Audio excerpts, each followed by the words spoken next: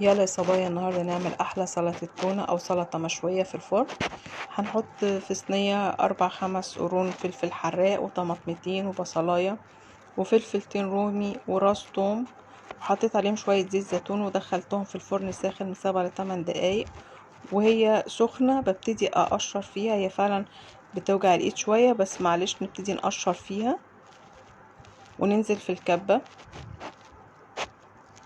الفلفل انا شلت البذور بتاعته وشلت القشرة الخارجية، ونحط في قلب الكبة الحاجات اللي احنا بنعملها، والبصل كمان بنشيل القشرة الخارجية.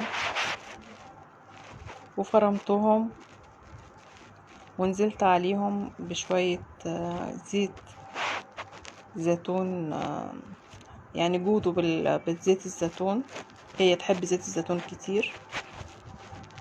ونزلت عليهم ب4 ليمونات معصورين،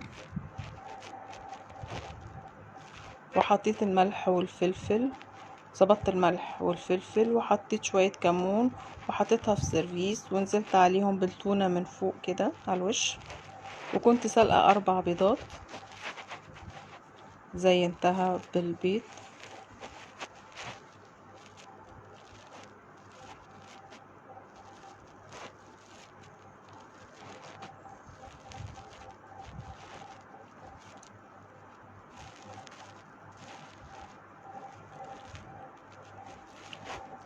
وبعدين نكمل التزيين بتاعها.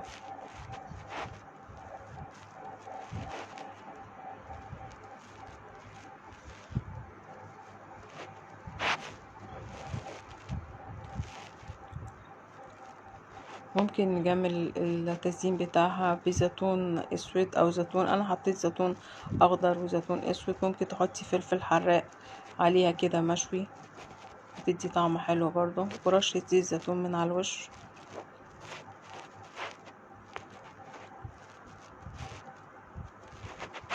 وده شكلها في الاخر. صحتين وعافية على قلوبكم، يا رب تعجبكم.